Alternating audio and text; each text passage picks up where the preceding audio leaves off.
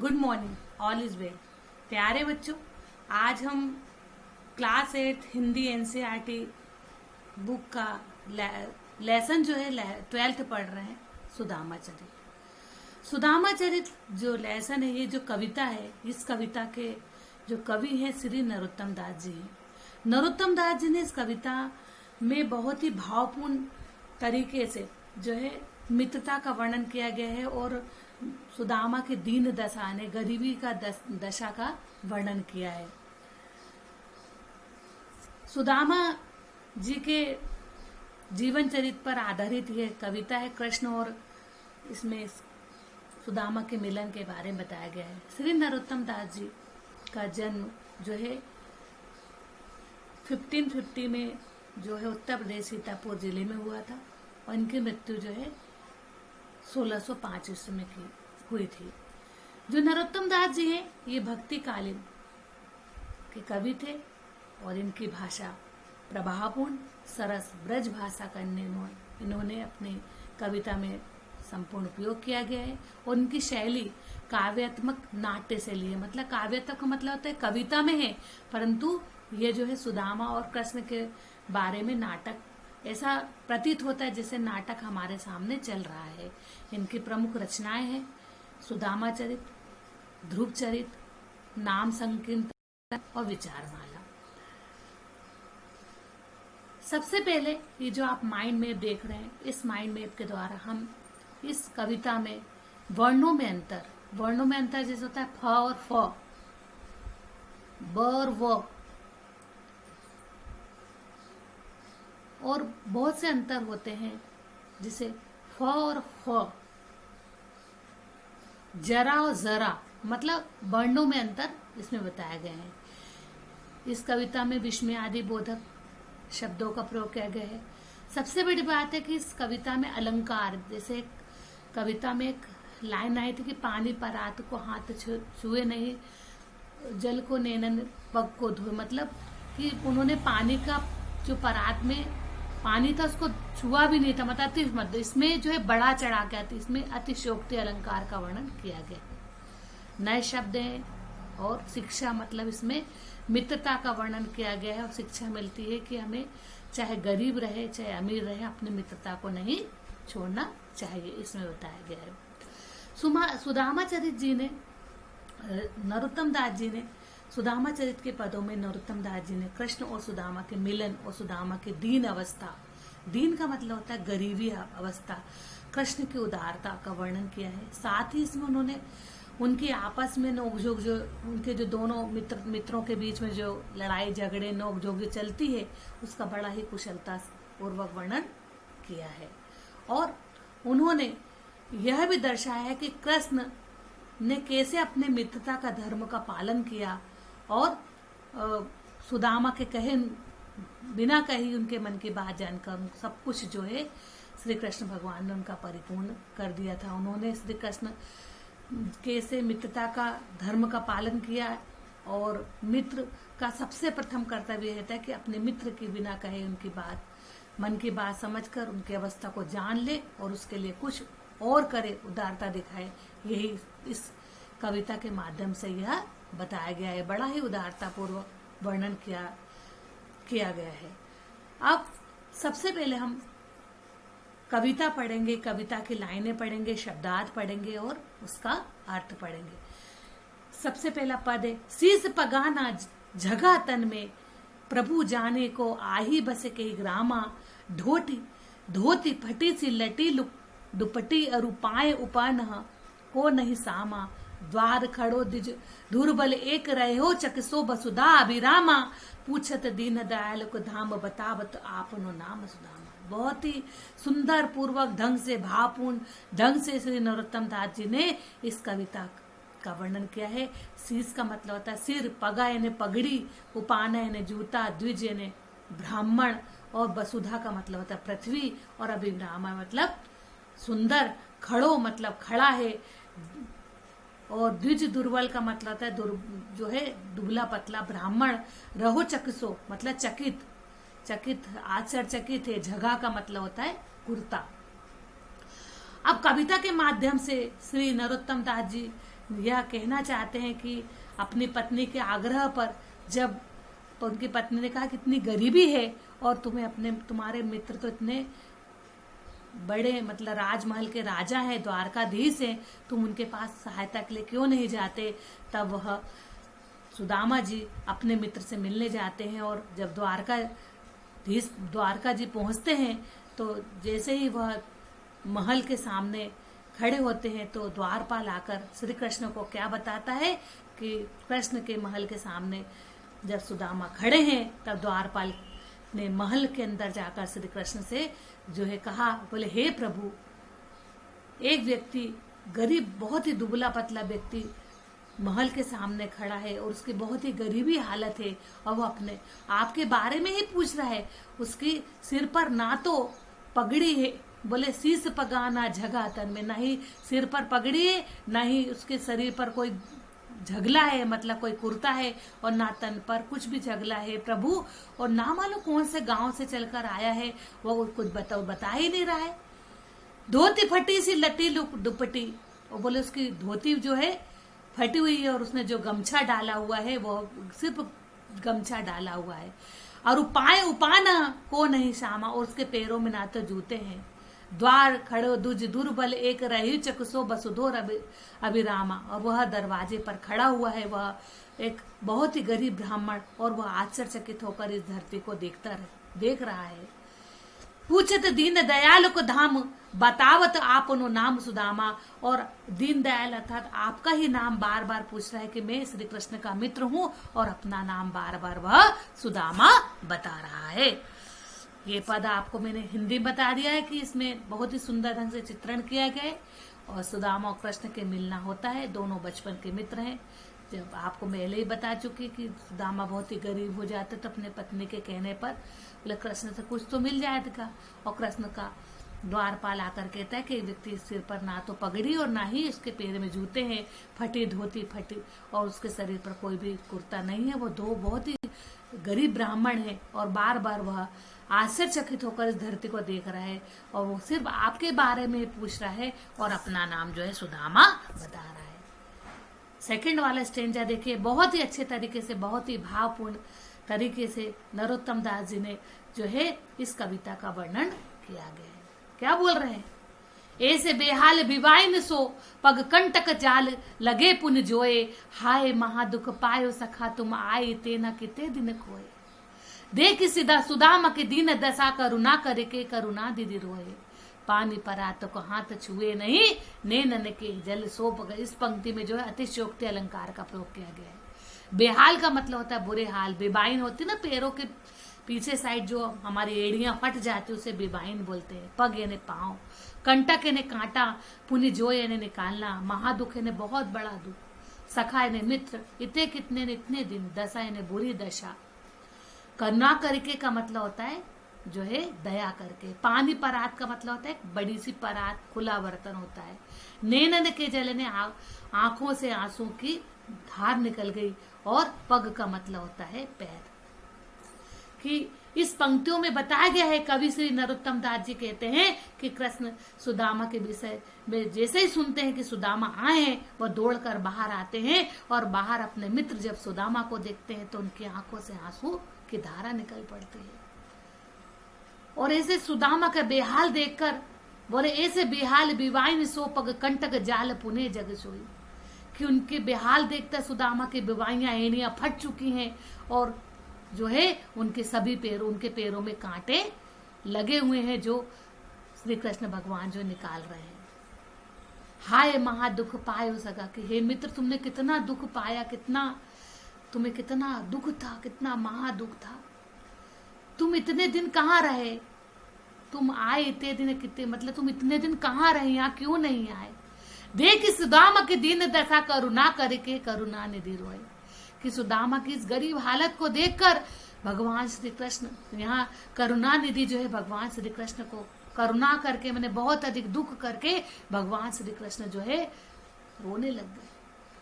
पानी परात को हाथ छुए नहीं, नैनन के पग, नैनन के जल सो पग धोए। मतलब उन्होंने पानी में जो खुला बर्तन जो होता है उसका तो पानी चाहिए नहीं। आपको सभी को मालूम है कि प्राचीन काल से प्रथा चली आ रही है कि जब हमारे घर कोई अतिथि या मेहमान आता था तो उसके पैर, अतिथि देवो भव, भगवान का रूप माना जाता है और उनके पैर धुलाए जाते हैं।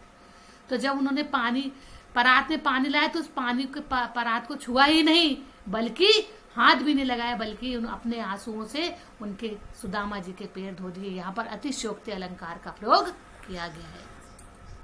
देखिए यही आपका अर्थ है कि कृष्ण तुरंत जाकर सुदामा को लेने पहुंच जाते हैं। उनके पैरों की जो एड़ियां फटी हुई है और कांटों के निशान देखकर बोले, मित्र तुम इतने दिन क्यों कष्ट में बिताए, तुम यहाँ क्यों नहीं मुझसे मिलने आए।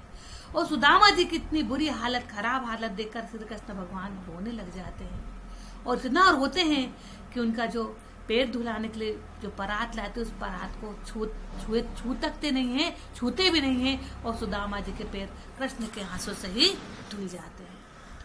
आगे क्या बोल रहे हैं, कछु भाभी हमको दियो सो तुम काहे न देत। बहुत अच्छे तरीके से भावपूर्ण ढंग से नरोत्तम दास जी ने कविता का भाव बताया है, अर्थ बताया है, कविता लिखी है। चापी पोटरी कांख में रहे कहो के ही न दे तू, आगे चना गुरु मातु दिए ते लये तुम चाबी नहे हमें दीने। श्याम कहो मुस्कान सुदामा सो, चोरी की बान में हो जो पुर प्रवीणे। पोटरी कांख में चापी रहे तुम खोलत नहीं सुधार सभी ने। पाछली बानी अजो न तो जो तुम तेज ही भाभी के तंदु लिखे ने। कि श्री कृष्ण भगवान मतलब शब्दार्थ बताए, कांख का मतलब होता है बगल का जो हिस्सा होता है, चाबी ने चबाना। बान का मतलब होता है आदत, सुधारस का मतलब अमृत का मान, तजो का मतलब होता है त्यागना या छोड़ देना, तंदुल का मतलब होता है चावल। अपने मित्र को उनकी पत्नी ने जो है भेंट स्वरूप जो है चावल भिजवाए थे। बान का मतलब होता है आदत, प्रवीण मतलब कुशल, तजी ने छोड़ी। इस कविता के माध्यम से श्री नरोत्तम दास जी ने कहा है, कहते श्री कृष्ण भगवान उनसे पूछते हैं कि मेरी भाभी ने तुमको कुछ तो मेरे लिए भेजा है, तुम क्यों नहीं मुझे दे रहे हो, है ना, क्यों नहीं दे रहे हो। इस पोटली को तुम बगल में ही जो है छुपा कर रखे हुए हो, क्यों छुपा रहे हो। और उस पर श्री कृष्ण भगवान उन्हें पहले की बात बताते कि एक समय गुरु माता ने उन्हें जब वो लकड़ी लेने जाते तो गुरु माता उन्हें चने चबाने को देती है, तो ये सुदामा जी जो है श्री कृष्ण के चोरी से ही चने खा लेते। तो जब सब कृष्ण भगवान बोलते कि क्यों तुम कुछ खा रहे हो क्या, बोले नहीं नहीं ठंड के कारण मेरे दांत किटकिटा रहे। तो उन्हें ताना मारते और कहते हैं कि तुम तो जो है गुरु माता ने तुमको जो चने दिए थे तुमने पहले ही चबा लिए थे, तुम जो है चोरी में बहुत अधिक कुशल हो, है ना। और तुम मुझे तोहफे में जो उन्होंने जो मुझे दिए हैं चावल वो क्यों नहीं दे रहे हो, पोटले में क्यों छुपा रहे हो। पोटरी कांख में चापा रहे तुम जो अमृत सक के समान जो सुगंध इसकी जो इसमें कितनी अमृत के समान खुशबू आ रही है। तुम्हारी ये पाछली बानी या जो न तो जो तुम तेज ही भाभी मतलब तुम्हारी पिछली जो आदत है तुम्हारी छूटी नहीं है, जो भाभी द्वारा भेजा हुआ तोहफा है जो तुम छुपा रहे हो। इस दोनों की जो है यहाँ पर भी नोकझोंक चलती रहती है। इसका अर्थ जो है यहाँ जैसा मैंने बताया है बहुत दिया हुआ है, आप इसे पढ़ सकते हैं। नेक्स्ट है, वह पुलकनी वह उठी मिलनी वह आदर की बात, वह पटवनी गोपाल की कछु न जाने जात। कहा भयो अब जो भयो हरि को राज समाज घर घर कर ओढ़त फिरे तनक रही के काज, हो आवत नाही हुतो बाही पटेहो ठेली, अब कही छमुजाए के बहुधन धरो सकेली। पुलकनी का मतलब होता खुशी, पटवनी यानी विदाई, हरि यानी श्री कृष्ण, और जात मतलब जाति, हरि का मतलब होता है श्री कृष्ण बताया गया है। राज समाज यानी राज्य में, ओढ़त फिरे ने इधर उधर फिरना, धन यानी दौलत, ठेली यानी भेजना, धरी यानी रखना। कि इन पंक्तियों में श्री कृष्ण भगवान के यहाँ सुदामा जी सोच रहे थे कि जब वे श्री कृष्ण के यहाँ पहुंचे थे तो उन्होंने बड़े उनको तो बोले बहुत ही खुश हो, वह पुलकनी वह उठनी मिली, मतलब बहुत ही खुश हुए थे और बड़ी प्रसन्नता दिखाई दे रहे थे। उठकर गले मिले, सुदामा को आदर से उन्हें बिठाया, परंतु वह पठनी बनी गोपाल कछु जान न जात। परंतु जब विदाई का अवसर उन्होंने मुझे खाली हाथी भिजा दिया। सुदामा को कुछ भी समझ में नहीं आ रहा था। वास्तव में श्री कृष्ण ने सुदामा को उनके 2 मुट्ठी चावल खाते ही लोगों को धन दौलत दे डाली थी, जिससे सुदामा जी बिल्कुल अनजान थे, उनको यह मालूम ही नहीं था। और वो मन ही मन उनके बारे में सोच रहा कि मुझे इन्होंने कुछ भी नहीं दिया और मुझे वापस लौटा दिया, है ना, बिल्कुल अनजान थे। और यह बार बार बचपन की याद करके वह सोच रहे थे कि वही कृष्ण है ना, कि जो घर घर जाकर दही माखन चुरा चुरा कर खाता था, माखन चोर था ये। और बोले हो आवत नहीं हो तो वाही पठे हो थैली में, तो आ ही नहीं रहा था। यहाँ वाही शब्द जो है पत्नी के लिए कहा कि मेरी पत्नी ने मुझे बार बार ठेल करके भेज दिया। अब कहिए समझाए के बहु धन, अब मैं जाकर समझाऊंगा और बोलूंगा देख ले बहुत सा धन दे दिया है मेरे मित्र ने। वह सुदामा बहुत नाराज थे और सोच रहे थे कि मैं घर जाकर यही कहूंगा, ले संभाल कर अपनी पत्नी को ले संभाल कर रख ले। और अब हालत यह थी कि वे जो चावल मांग कर लाए थे वह भी श्री कृष्ण भगवान ने ले लिए थे। उनके हाथ खाली हाथ उनकी वापसी हुई थी। यही इस अर्थ में दिया गया है, वह आप लोग इसको एक बार पढ़ लीजिए। आगे है, बेसोई राज समाज बने गजबाज घने, मन संभ्रम छायो केंदो पर्यो, कहू मार्ग भूली की फेरी के मैं अब द्वारका आयो, भोन बिलो कही को मन लोचत, अब सोचत ही गांव मजायो, पूछत पाड़े फिरे सब सो पर झोपरी को कहूं खोज न पायो। बेसोई का मतलब होता है बेसे, गजबाजे ने हाथी घोड़ा, और बजाई का मतलब होता है जो हमारा जो काम होता है, जो मतलब हम जो कार्य कर रहे हैं भेजना। पाड़े ने पांडे सुदामा, झोपड़ी ने झोपड़ी, मार्ग ने मार्ग, फेरी के ने दोबारा, लोचत ने लालच, मझायो ने बीच में, झोपड़ी ने, और खोज न पायो मतलब ढूंढ नहीं पा रहे थे। कि वो सुदामा जी अपने गांव जब जाकर देखा तो वैसे ही द्वारका के समान पूरा राजमहल ठाट बाट बना हुआ था। उसी प्रकार के उस भ्रम में पड़ गया कि मैं कहाँ, यहाँ हाथी घोड़े हैं, कहीं मैं रास्ता तो नहीं भूल गया हूं, मैं फिर से द्वारका तो नहीं आ गया हूं, मैं कहीं रास्ता तो फिर से दोबारा बोले अब द्वारका आयो, मैं द्वारका पूरी तो नहीं आ गया हूं। यह भव्य महल देखकर वो अपने गांव के बीच में मतलब बार बार उन्हें देखकर बहुत ही परेशान हो जा रहे थे कि मैं फिर से गांव के बीच, यही सोचकर वो गांव के बीच जाते हैं और बार बार सभी लोग से पूछते, मतलब होते कि ये जो सुदामा पांडे की झोपड़ी कहाँ है, वो खोज नहीं पा रहे थे। और इस प्रकार से वह पूरा गांव चकाचौंध हो रहा था, जिसके कारण सुदामा जो है भ्रमित हो रहे थे। और इस प्रकार से श्री कृष्ण भगवान ने बिना कहे उनकी सहायता कर दी थी। ये जो है इसका अर्थ जो है आप पढ़ लीजिए। के वह टूटी छानी हती का कंचन के, अब धाम सुहावत के पग, पनहि न हती कह ले गजराज उठाड़े, महावत भूमि कठोरे पे रात कटे कह, कोमल सेज पे नींद न आवत, के जुरतो नहीं कोद सबा, प्रभु परताप के दाख न भावत। कि बहुत ही सुंदर तरीके से नरोत्तम दास जी ने इस कविता का भाव बताया है कि कहा तो उन्हें बोले छानी झोपड़ी, कंचन का मतलब होता है सोने, धाम ने महल, पने ने जूता, गजराजों ने जो है हाथियों के ठाट बाट, और आगे बोलते रहे भूमि ने जमीन, कटे ने गुजरती, कोमल सेज का मतलब होता है मुलायम बिस्तर, पग ने पांव। कि कभी श्री नरोत्तम दास जी कहते हैं कि कहाँ तो सुदामा के पास टूटी फूटी घास फूस की झोपड़ी थी और कहाँ उनके पास अब सोने का महल आ गए, कहाँ तो उनके पैरों में पहनने के लिए जूते चप्पल नहीं होते थे और उनके अब द्वार पर गजराज मतलब गज, हाथी घोड़े आदि खड़े हैं। उन्हें भूमि पर मतलब जमीन पर सोना पड़ता था, रात काटनी पड़ती थी। अब बहुत ही कोमल से जो है जिस पर उनको नींद नहीं आ रही थी। कहाँ उन्हें जो है घटिया मतलब खराब चावल भी नहीं खाने को जुड़ते थे। अब उनकी कृपा से जो है किशमिश, मुनक्का आदि सब जो है उनको सामने है, परंतु उनको कुछ भी अच्छे नहीं लगते। इस प्रकार से यह कविता का भाव है। इसमें आपको बात समझ में आ गई होगी, ये आपको अर्थ है, ये आप लोग समझ में हो गए।